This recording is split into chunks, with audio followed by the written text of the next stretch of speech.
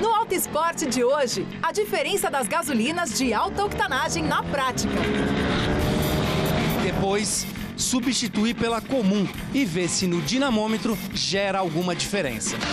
Um passeio com um modelo que honra a tradição com ousadia. Os carros sem capota são um prato cheio para novas tecnologias. Duas cores nos utilitários esportivos. Repara comigo esse carro aqui. O teto tem um desenho bem destacado do restante da carroceria. Dica para limpar a mancha ou esses pinguinhos de tinta que ficam no vidro do carro. Para começar, mecânica moderna, onde a gente menos espera. Máquinas modernas em modelos antigos. Uma das tendências da customização é trazer novas tecnologias para dentro desses clássicos. Esse aqui é um Camaro 68, que a gente está modificando toda a parte mecânica. Então a carroceria está praticamente original. E tudo isso é parte de um projeto muito bem elaborado. Esse é um motor LS Chevy, né, um LS injetado, então é um motor muito mais moderno. A gente tirou a caixa de roda original e fez essa tampa mais quadrada e ao mesmo tempo ela fica mais estreita, então você tem um visual bem mais limpo, porém você tem muito mais espaço para encaixar o motor. Olha o tamanho desse motor. E para criar esses modelos, os customizadores vão além do desempenho. Conforto e inovação entram em pauta. Apesar desse visual old school, de um carro desgastado pelo tempo, um Mercury 1949, dá uma olhada o que tem aqui debaixo desse capô. O motor é elétrico, todo trabalhado. Um motor que tem uma potência equivalente a 400 cavalos, faz uma autonomia de até 600 quilômetros e velocidade máxima de 200 km por hora. Num Mercury 1949 que não faz barulho, não cheira a gasolina. Tem coisa mais moderna que isso? E o V8 aparente é só um artifício estético para esconder as baterias de um modelo da Tesla. Technology is moving very fast as well, so I think the whole world will have one connector for all systems. Tem duas formas de carregar a bateria. A primeira, lá na frente. Por que duas formas? Porque ele diz que hoje nos Estados Unidos tem uma briga muito grande. Aquela coisinha que a gente tem no Brasil com o problema de tomadas, modelos de adaptador de tomadas. Aqui é a mesma coisa. Então tem lá na placa da frente uma tomada maior. E aqui tem um outro sistema menor, que é o sistema mesmo da Tesla, que é uma tomada diferente, parece a tampa do tanque de combustível, mas não, é uma tomada menor e aqui você consegue carregar a bateria em apenas 1h30, 100% da carga, o que te dá uma autonomia de 200 milhas. O interior do Mercury também é show. O painel é um painel digital. Essa parte aqui do painel foi inteira construída, isso aqui são detalhes que lembram a grade. Os botões, eles usinaram todos os botões em alumínio e está tudo polido para lembrar os originais do carro. O rádio é um rádio original, porém você aperta esse botão, ele entra no Bluetooth. E aqui o vidro, olha só que bacana esse detalhe do vidro. Você quer subir o vidro, apenas um pequeno toque, descer, um toque nas maçanetas originais do carro. Tá aqui, virou a chave, apagou o painel, virou um carro 1949. Tá bom ou não?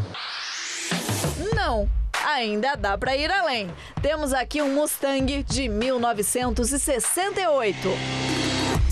Tá vendo essa lanterna que parece estar flutuando? Na verdade, isso aqui é um truque. É uma meia-lua de acrílico com a face jateada que conduz a luz lá de dentro e ainda lembra o visual da lanterna original. Mas a ideia do Tony foi envenenar o carro. Tascou um V8 da Ferrari F430 Turbo. Bom, ele falou que o Mustang é um carro que todo mundo já fez de tudo nele. Então ele queria ir para uma coisa totalmente diferente, mudar, né? Ser o próximo passo da customização no Mustang. E realmente ele conseguiu, né? Foi por esse motivo que ele escolheu o motor de Ferrari para esse carro. Motor leve ou mais forte nunca se muda sozinho. Eficiência só vale quando a segurança caminha junto. Como a gente está colocando um motor muito mais potente, a gente refez toda a suspensão para um sistema mais moderno e principalmente os freios. Então a gente tem disco de freio nas 4 rodas e aqui todo o sistema de freio muito mais compacto e mais moderno que o sistema original. Customizar é brincar com o passado e presente. E quem sabe, com obras que fiquem eternizadas.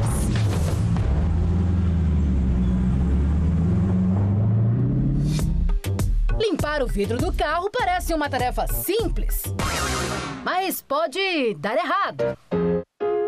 Caramba, Lucas, dá pra ver o estrago.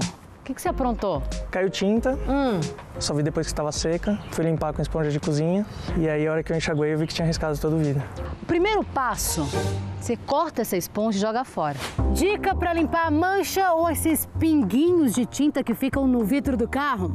Palha de aço, essa daqui mesmo, ó. O vidro e a palha precisam estar secos. E aí, é só esfregar. Vai dar uma mini polida e não risca, tá vendo? Limpeza de vidro é pura aula de física. Escala de mols, lembra? Aquela que mostra qual mineral pode riscar o outro. O aço é mais macio do que o vidro e o vidro tem mais dureza do que o aço. Por isso, aço não arranha vidro, mas o vidro pode arranhar o aço. Já a esponja para limpeza pesada é formada por fios de nylon e grãos abrasivos. E esses grãos é que causam problema. Palheta em mau estado também. Demora um pouco, mas com movimento repetitivo acontece o desgaste do vidro. E o vilão tá aqui. Vamos olhar a palheta. Olha lá. Ó. Faltando um pedacinho aí. Exatamente aqui onde tá riscando. Te incomoda? Muito. Tô dirigindo e às vezes de prestar atenção no trânsito, eu olho e falo, pô, tá arriscado, eu preciso arrumar e isso pode atrapalhar. Será que o polimento resolve? O jeito é fazer a análise na oficina. Nós avaliamos primeiro a profundidade do risco e nesse caso ele está bem superficial, é possível fazer o trabalho e evitar a troca do vidro, mantendo aí até o vidro original do carro. O polimento é feito com uma máquina mais leve que as utilizadas para polir a lataria. Até porque, quanto maior a estabilidade, melhor o serviço. A máquina e a lixa são próprias para o vidro. É preciso ter cuidado na hora de polir o vidro. Esse daqui é o tradicional, transparente, fácil de enxergar do outro lado. Agora, poliu demais, perdeu a mão? Pode ficar assim, ó. Efeito grau. No caso do Lucas, a mancha ela fica exatamente na visão do motorista. Nessa região, onde ele tem total visibilidade para dirigir, não poderia ter dano nenhum. Pode gerar dor de cabeça, um incômodo. Então aí não é legal, nós já recomendamos a troca. O vidro do Vinícius ficou ótimo. E com polimento ele economizou cerca de R$450. Beleza? Ficou show. Agora tem que mudar uma coisinha para dar tudo certo. Sim, vamos trocar a palheta, Tá. porque senão ele vai ter o mesmo problema de novo. E você é o mesmo trabalho? Isso. Então vamos trocar. Trabalho concluído. Prontinho. Ó. Daqui a pouco, o Auto Esporte passeia de conversível num dos litorais mais bonitos do mundo. Além da capota conversível ela ser rápida, ela também tem uma vantagem de poder fechar ou abrir até 50 km por hora. Alta octanagem. Tivemos uma diferença de 7 HPs, apenas trocando o combustível. Os carros de 2 cores no Auto Esporte. O teto tem um desenho bem destacado do restante da carroceria.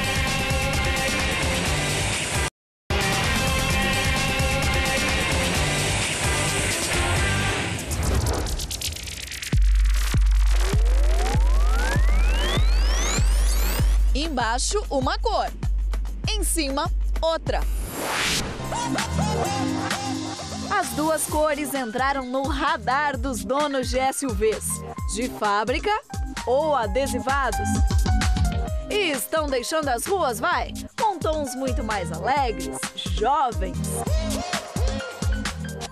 A tendência vai além das 2 cores. Comece a reparar também na coluna C, esta última.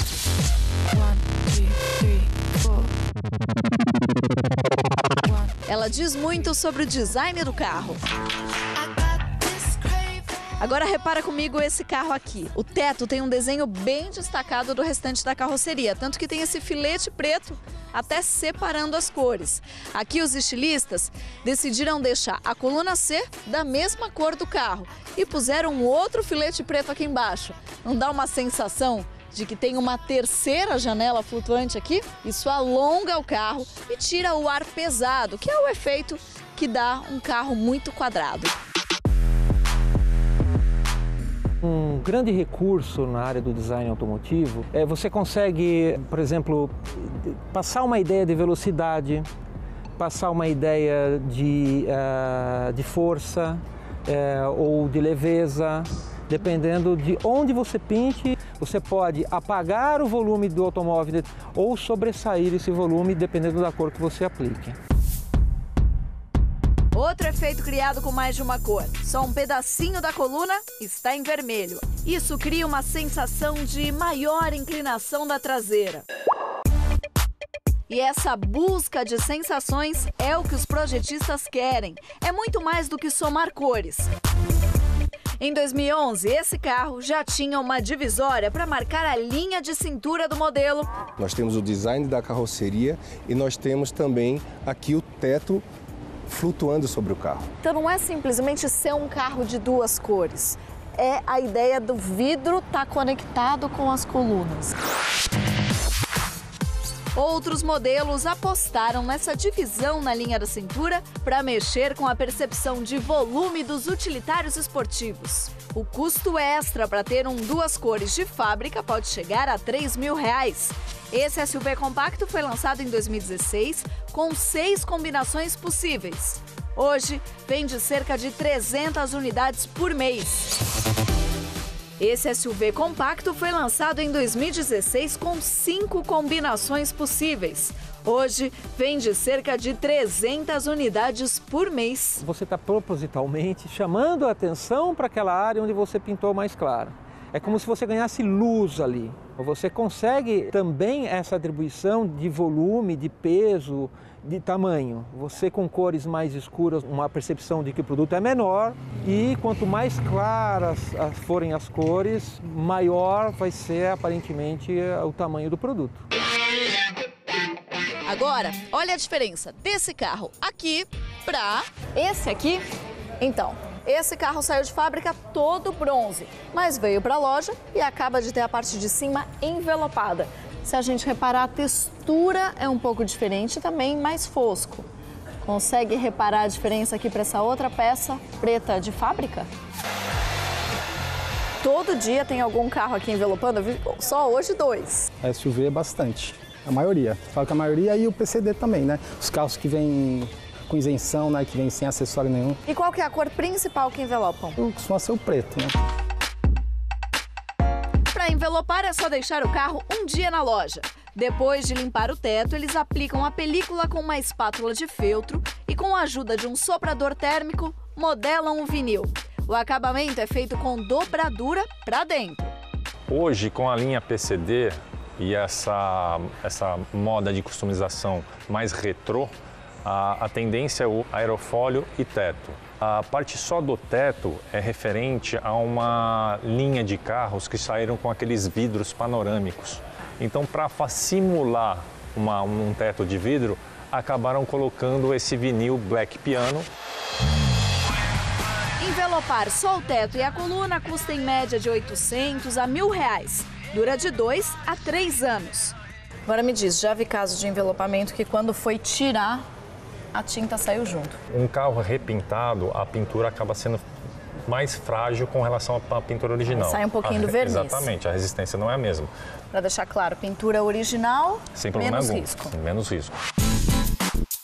Mas quem gosta da brincadeira se diverte. Se não dá para trocar de carro, então troca as cores.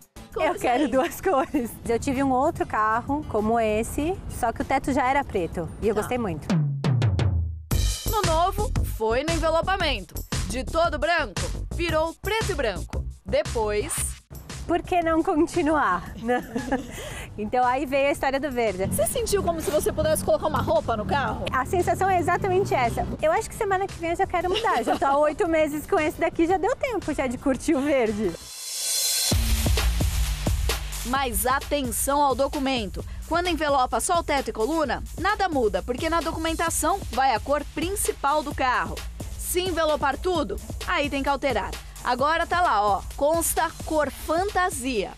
Muito tranquilo. Tá. É preciso fazer uma vistoria no carro, uma vistoria como se fosse para uma transferência, Tá. e pagar uma taxa de reemissão da documentação. O que te atrai num carro de 2 cores? É diferente, não é a mesmice, é quase que personalizado. Pois é, essa nova onda é uma evolução do que aconteceu no século passado, das grandes barcas que ganharam o apelido de saia-blusa aos compactos. O pessoal acabou associando isso à sofisticação. Quando começam a sair vários SUVs de 2 cores, já pensa, se o teto for de outra cor, ele vai ser um pouco mais sofisticado. Vou querer. Isso, na realidade é um pouco de pegar carona, né? Tá. Num ícone de design. E essa combinação de cores aponta para uma característica do consumidor atual, que busca cada vez mais identidade. E as ruas ficam mais bonitas, concorda? Alta octanagem. Tivemos uma diferença de 7 HPs, apenas trocando o combustível. Um passeio de conversível. O carro é colado no chão.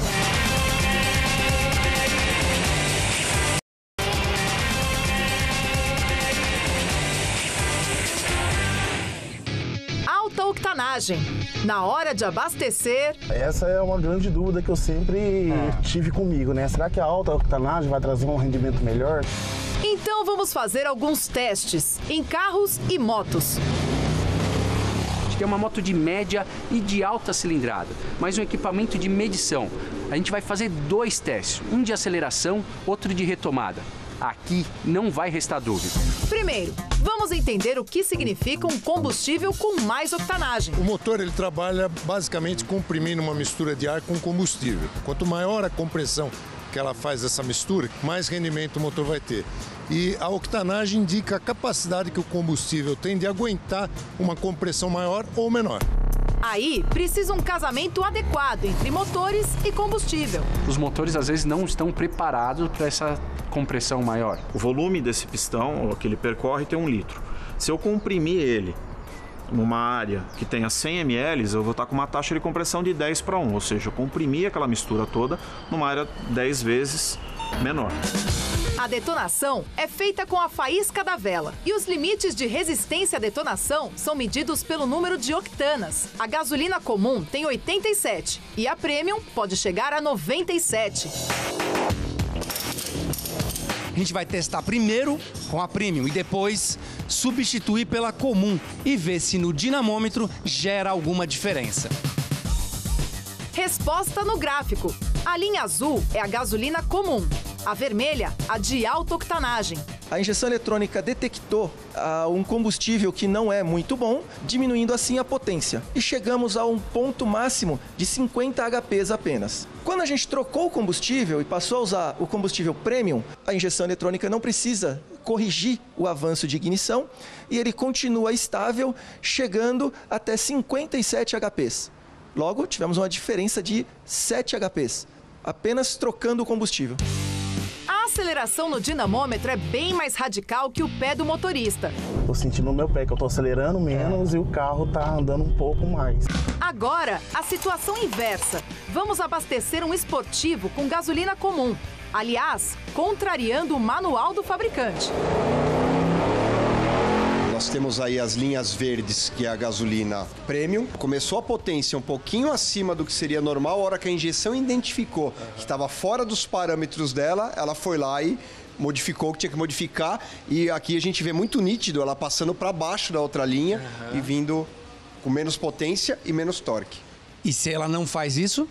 O motor quebra. Um carro aqui de 450 HP, já perdemos aqui, nessa diferença aqui, são quase 15 HP. Muita coisa. Bastante coisa. Agora, os testes de arrancada e retomada com as motos. Aqui nós temos nessa moto uma taxa de compressão de 13:1, tá? E nesse caso aqui uma moto com 10,7:1, uma taxa um pouco menor. A largada é a 20 km por hora, para levar em conta a velocidade de reação do piloto. Na moto de média cilindrada, a gasolina com alta octanagem quase nem surtiu efeito. Com a esportiva, o ganho só aparece quando a rotação do motor vai lá pro alto. Tanto em carro quanto em moto esportiva, você tem que ter uma taxa de compressão maior para explorar melhor aquele motor.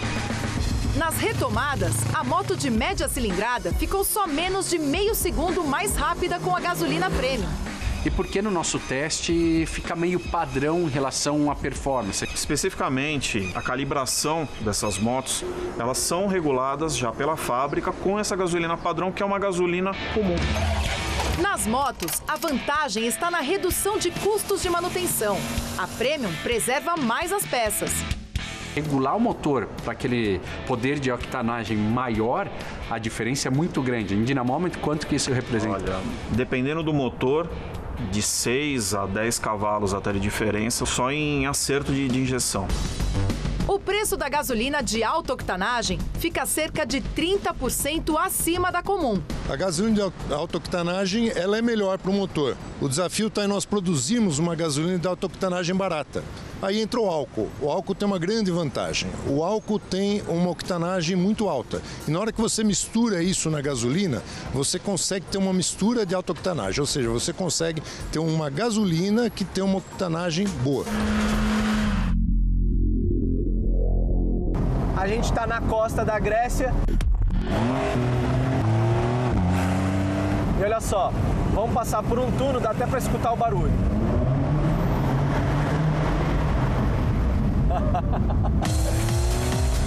É para rodar de capota aberta, concorda?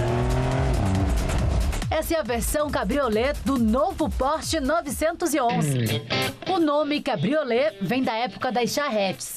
Ele tinha uma cobertura para proteger os ocupantes. O item que adiciona a maior quantidade de peso na versão cabrio é a capota eletrônica. Por isso, eles usaram alguns materiais nobres, como o alumínio aeronáutico, para deixar todo o conjunto mais leve e melhora até no desempenho da abertura e fechamento. Aqui são só 12 segundos. 1 segundo a menos que a versão anterior. Uma vitória para os projetistas que ainda deram mais liberdade para o motorista. Poder fechar ou abrir até 50 km por hora. A Porsche nasceu conversível com o modelo 356. Ao longo do tempo, os carros coupés ganharam prioridade na produção. Hoje em dia, para não perder a tradição, a versão cabrio normalmente aparece depois, porque ela pesa mais e fica difícil manter o desempenho do coupé. Por isso, os carros sem capota são um prato cheio para novas tecnologias.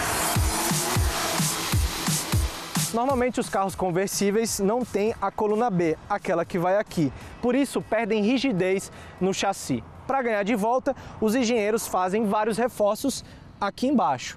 Nesse caso específico, foram usados uma combinação de materiais aqui na coluna A. Por exemplo, a fibra de vidro. Isso para quê? Manter a rigidez e segurar o aumento de peso. O 911 é um dos modelos mais tradicionais do mundo. Para mexer no design, muito cuidado. Olha só a diferença do primeiro, fabricado em 1963. E aos 55 anos, o modelo ganhou musculatura. Ficou poucos centímetros mais largo. A faixa de LED na traseira acentua essa impressão. O modelo custa mais de R$500 mil na Europa e aqui chega por 769 mil. Para quem gosta de cabrios esportivos, ainda dá para bater o olho na Audi RS8, que deve chegar em breve. E na Ferrari Portofino. Mas a substituta da Califórnia já eleva o patamar para quase R$2,5 milhões. De volta à paisagem de Ática. Aqui é bom curtir o vento, o céu e sentir o asfalto. O carro é colado no chão, pode fazer uma curva. Estou aqui mais ou menos a 130 por hora, numa curva bastante fechada.